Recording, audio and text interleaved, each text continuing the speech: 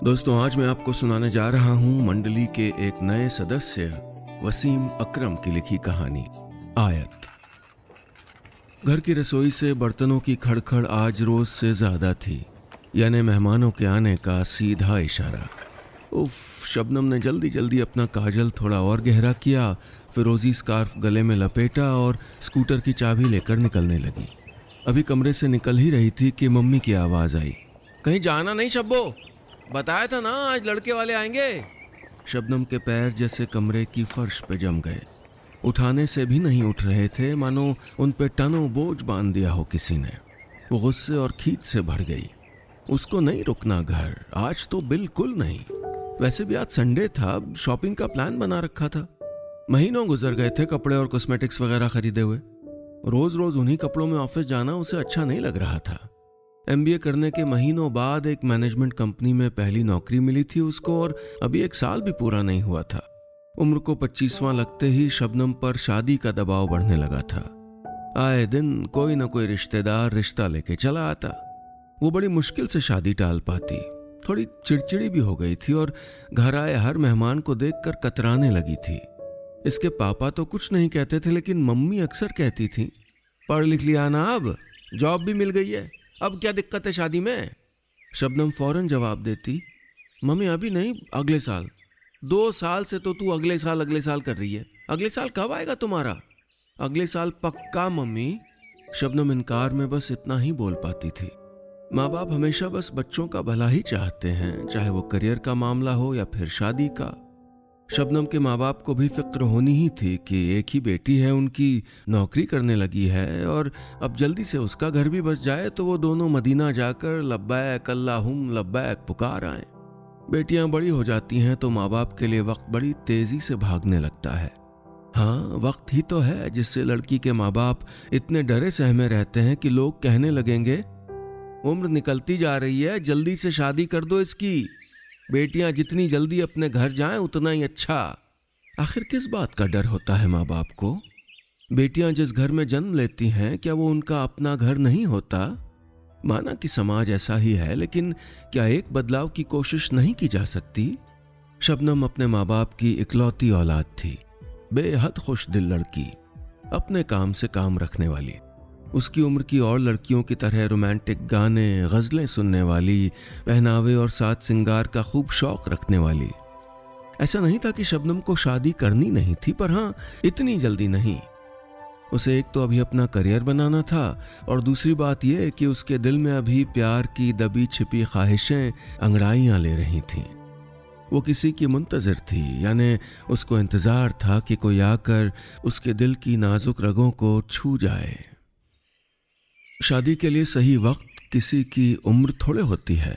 सच्चे दिल से चाहने वाला कोई मिले तभी तो होता है सही वक्त, लेकिन असलियत ऐसी कहाँ है। शादी का फैसला तो अक्सर माँ बाप की जिद और इज्जत के सवाल पर तय होता है। शबनम के मम्मी पापा चाहते थे कि वो जहाँ कहें जल्दी से वो वहीं शादी कर ले, लेकिन शबनम, उसे थोड़े माँ बाप के सुझाए लड़के से अरेंज्ड मैरिज करनी थी।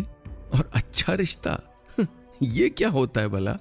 पर मुश्किल ये थी कि शबनम इस बात को घर में बता भी नहीं पाती थी। आखिर कहती भी कैसे? बाजार जाते जाते दरवाजे पर ठिठकी शबनम का चेहरा ऐसे उतर गया जैसे किसी बच्चे को उसकी पसंद का खिलौना देने से मना कर दिया गया हो, और फिर शर्त यह कि वो रोए नहीं, जिद ना करे। हेलमेट पहनती हुई वो अपने कमरे से निकली और कुछ बोले बगैर ही बाहर जाने लगी। मम्मी उसके पीछे भागी। सुन तो शब्बो, कहाँ चल दी? मेहमान आने वाले हैं बेटा, आ जाऊंगी मम्मी बस थोड़ी देर में। मम्मी की तरफ देखे बगैर शबनम ने स्कूटर स्टार्ट करते हुए बस इतना ही कहा और तेजी से निकल गई। वापस भीतर आते हुए मम्मी तेज गुस्साई हुई थी। अल्लाह जाने क्या चल रहा है इसके दिमाग में। आजकल के बच्चे भी ना माँ बाप की जरा भी नहीं सुनते। एक हमारा दौर था, कान खड़े रहते थे हरदम, ताकि माँ बाप के कुछ कहने पे अनसुनी होने का इल्जाम न लग जाए। हाँ नहीं तो। मम्मी मेहमानों के स्वागत की तैयारी में जुट गई। थोड़ा हाथ बट जाए इसलिए उन्होंने शबनम की बड़ी फूफी को कॉल कर दिया। उनका घर पास में ही था।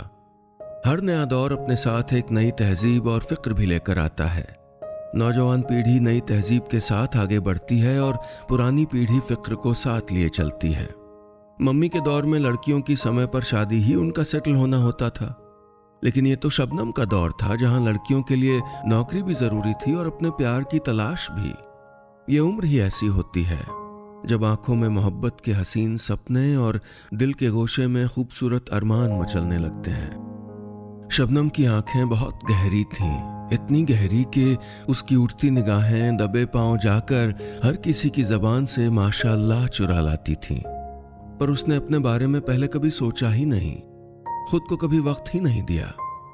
उसने तो अपने कमरे के आईने की आवाज भी नहीं सुनी जो न जाने कब से कह रहा था कि तुम्हारी आंखों में डूबा जा रहा हूं शबनम, किसी दिन टूट के बिखर जाऊंगा इन झीलों में। लेकिन ताज्जुब की बात यह थी कि उनमें बसने के लिए कोई आया क्यों नहीं, या शबनम को नजर नहीं आया, खुदा जाने।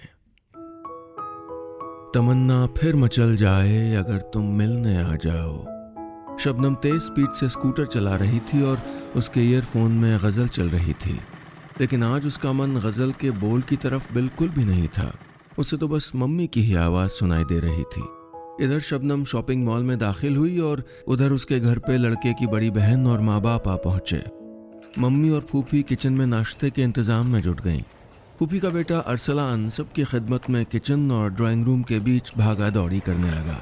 पापा मेहमानों के साथ बातचीत करने लगे। शबनम घर में नहीं थी, इसलिए सबके चेहरे पर उलझन की लकीरें उभर आईं। बाजी जरा फोन तो लगाई शब्बो को, मेरी तो वो कुछ सुनती नहीं। किचन में चाय के लिए अदरक कूटती हुई मम्मी ने आंचल से आंखें पोंछते हुए कहा। फूफी ने फोन लगाया लेकिन कॉल रिसीव नहीं हुई। नाश्ते वाश्ते के बाद लड़के की माँ ने शबनम की मम्मी से कहा, अब लड़की से मिलने तो आगे की बातचीत की जाए।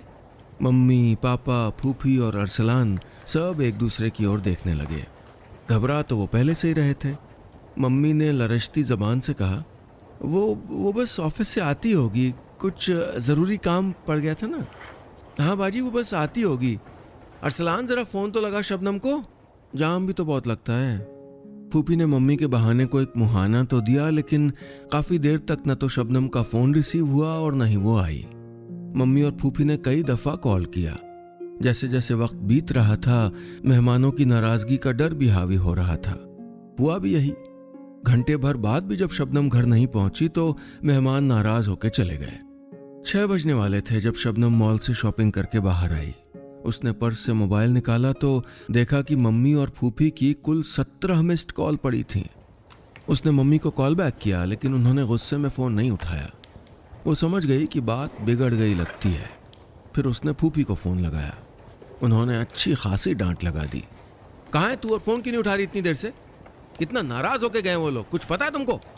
मैंने मम्मी से कहा था फूफी कि मुझे अभी शादी नहीं करनी शादी तो ना कर, लेकिन इस तरह घर आए मेहमानों से जलील तो ना करवा हमको। और फूफी ने मारे गुस्से के फ़ोन कट कर दिया। पूरे घर में एक सन्नाटा पसर गया। शबनम मॉल से बाहर निकलकर पार्किंग के पास एक बेंच पर बैठ गई। वो रुआंसी हो गई कि आखिर किस तरह अपने घर वालों से कहे कि उसको अरेंज मैरिज नहीं करनी। आखिर क्यों इतना मुश्किल था उसके लिए या किसी भी लड़की के लिए ये कह पाना कि उसे अपने प्यार की तलाश है। दिल में मोहब्बत ऐसे नहीं आती कि जैसे अचानक बारिश की एक बूंद चेहरे पे आ पड़ती है, टप से। मोहब्बत तो बड़े हौले से उतरती है, आहिस्ता आहिस्ता, या कौन जाने ऐसे ही आ जाती हो, एक जादू की तरह झप से। शबनम पार्किंग से स्कूटर लेकर निकली तो उसका घर जाने का मन नहीं हुआ। फिलहाल वो कहीं दूर निकल जाना चाहती थी, अपनी तमाम बेचैनियों और उलझते ख्यालों से दूर, जहां उसकी शादी की बात कोई बिल्कुल भी न करे। एक अजीब तरह की बेचैनी थी उसके दिल में, एक झल्लाहट थी। शॉपिंग भी उसने बेमन से ही की थी और कई चीजें ऐसी खरीद ली थी जिनकी उसे जरूरत ही नहीं थी। मन का तो जैसे काम ही है कि वो बेमन हो जाए जब चाहे। सूरज डूबने में अभी कुछ वक्त था। वो घर की उल्टी दिशा में चल पड़ी। उसे मालूम नहीं था कि खुद से दूर जाना ही तो खुद के बहुत करीब आना है। कोई 10 मिनट रोड पर बेख्याली से चलते रहने के बाद शबनम एक पार्क में बैठी थी जिसका एक सिरा शहर के तालाब से मिलता था। शाम बहुत खूबसूरत हो चुकी थी। तालाब में डुबकी लगाकर सूरज एक सुहाना मंजर बिखेर रहा था। हवाएं नर्म हो गई थीं और पेड़ों पर परिंदे वापस लौटने लगे थे। रात की आमद और शाम के बीच का लम्हा अक्सर एहसास दिलाता है कि अब घर चलना चाहिए। पर शबनम बैठी रही।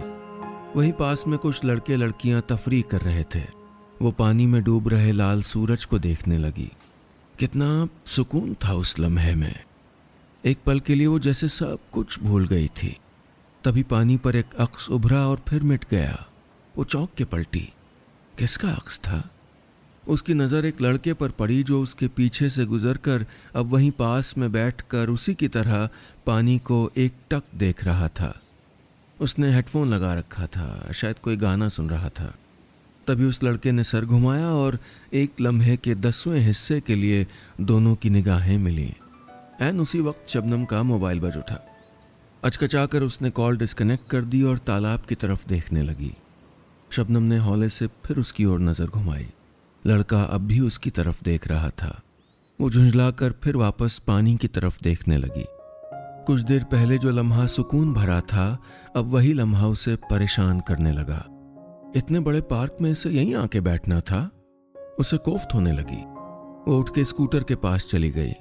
उफ, किस बेवकूफ ने ऐसे बाइक अड़ा दी है। उसने कई दोपहियों के बीच अटकी अपनी स्कूटर अपनी तरफ खींचने की कोशिश की, लेकिन बैलेंस बिगड़ गया और स्कूटर गिर पड़ी। हड़बड़ी में वो पीछे हटी तो उसी लड़के से टकरा गई जो न जाने कब वहां खड़ा हुआ था। अभी वो कुछ कहती इससे पहले ही वो बोल पड़ा, सॉरी, वो मेरी बाइक है, मैं हटा देता हूँ। हटा देता हूँ? तो हटाओगे ही ना, कोई एहसान थोड़े करोगे। ऐसे बाइक खड़ी करते हैं? आड़ी तिरछी। वो झल्ला उठी थी। उसका चेहरा लाल होने लगा। कोई नामालूम सी तकलीफ होठों से नाराजगी बन के झर रही थी। लड़के ने बाइक पीछे की, स्कूटर उठाई और हैंडल उसके हाथ में पकड़ाकर मुस्कुरा दिया। जाने क्या था उस मुस्कुराहट में। शबनम के हलक में जैसे कांटे उगाए। उसके भीतर गुस्से की लौ तेज हो रही थी। उसकी आंखें डबडबा गईं। आज का दिन वाकई अच्छा नहीं था। पार्क के उस सूने कोने में पहली बार दो नजरें मिली थीं। एक उस लड़के के मुस्कुराते चेहरे पर टकी आंखें और दूसरी शबनम की गुस्साई शक्ल पर चस्पा गुस्साई आंखें। नीली जीन्स और ग्रे टी शर्ट पहने वो लड़का बड़ा हैंडसम लग रहा था।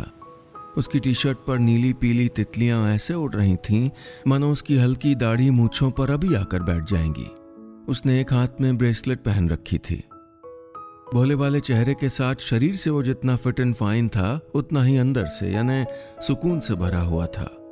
हेडफोन को उसने अब कानों से हटाकर गले में लटका लिया था। बेवजह के गुस्से से तन्नाई शबनम स्कूटर लेके घूमी ही थी कि स्कूटर का पिछला हिस्सा बाइक से जा टकराया।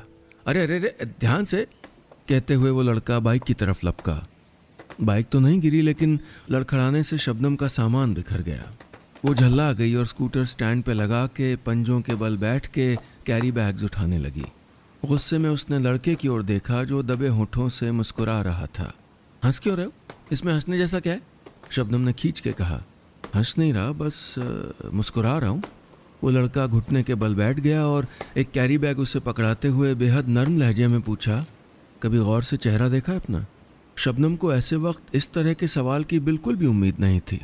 वो तमतमा गई। क्या मतलब है तुम्हारा? क्या हुआ मेरे चेहरे को?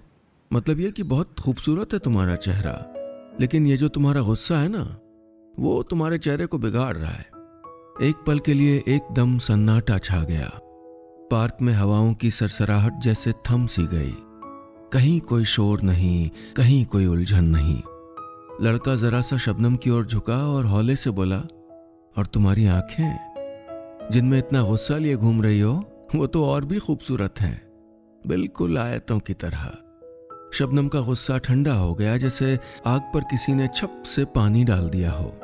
उसे न जाने क्यों उसका तारीफ करना अच्छा लगा। वो लड़का थोड़ा करीब आया और पता है, आयतों में गुस्सा नहीं होता, नफरतें नहीं होती, उनमें तो सिर्फ मोहब्बतें होती हैं, इबादतें होती हैं। इतना कहकर उसने हेडफोन लगाया और कुछ पल शबनम को ताकता रहा, फिर हाथ हिलाकर बाय कहता हुआ बाइक लेकर वहां से निकल गया। शबनम खड़ी खड़ी बुत बनी उसको जाता देख रही थी, जैसे जाते जाते वो कोई जादू कर गया हो। शबनम हौले से बुदबुदाई, तुम्हारी आंखें तो और भी खूबसूरत हैं, बिल्कुल आयतों की तरह। ये क्या कोई शायर है? कौन करता है ऐसी बातें? शबनम दिन भर की तलखी भूलकर मुस्कुरा दी और उसके कानों में एक रूमानी नगमा गूंजने लगा। पुरनम हवाएं सरगोशी करने लगी। कहीं उसकी तलाश पूरी तो नहीं हो गई थी। शबनम घर पहुंची तो रात दस्तक दे चुकी थी। मम्मी, पापा, फूफी और अरसलान सब ड्राइंग रूम में बैठे थे। सब खामोश थे। उसने एक नज़र सबकी तरफ देखा और अपने कमरे की तरफ बढ़ गई। सबने देखा कि उसका चेहरा खिला हुआ था। वो मुस्कुरा रही थी, मानो घर वालों की परेशानी का उसको कोई मलाल ही नहीं था। फूफी ने गौर किया कि शबनम ने उनको सलाम तक नहीं किया। सवालिया नज़रों से सब एक दूसरे को देखने लगे और सोचने लगे कि उसके इस तरह मुस्कुराने की आखिर वजह क्या हो सकती है। कमरे में पहुंचकर शबनम ने कैरी बैग्स को बेड पर फेंका और कोने में लगे झूले पर धप से बैठ गई। हौले हौले झूला आगे पीछे डोलने लगा।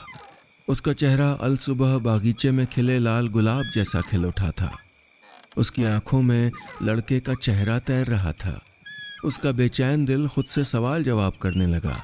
क्या नाम है उसका? मालूम नहीं, पर नाम में क्या रखा है? कहाँ रहता है वो?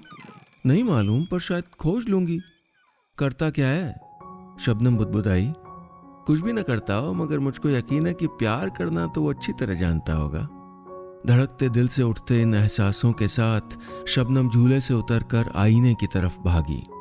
उसे याद हो आया, कभी गौर से चेहरा देखा है अपना? यही तो कहा था उस लड़के ने। उसने आईने में खुद को बड़े गौर से देखा। उसकी आंखों में उस लड़के की तस्वीर उभर आई। शबनम ने चाहा कि आईने के भीतर से उस लड़के को बाहर खींचकर अपनी बाहों में भर ले और पूछे कि कहाँ था वो अब तक। थोड़ा गुस्से, थोड़े प्यार के साथ वो दर्द भी उसके चेहरे पे उभर आया। उसे लगा कि एक अरसे से वो जिसकी मुंतजर थी वो उसको मिल चुका था, लेकिन अभी उसने उसे पाया नहीं था। वो सुस्त सी अपना सामान अलमारी में जमाने लगी।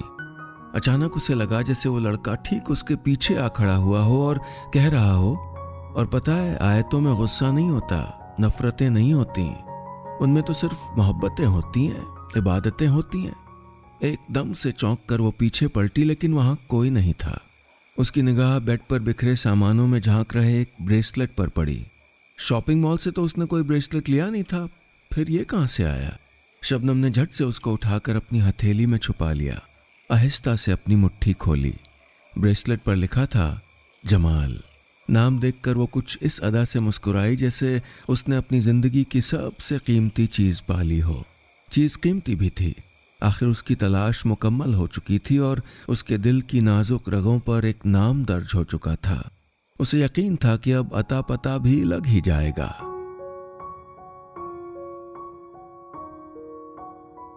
बस इतनी सी थी ये कहानी।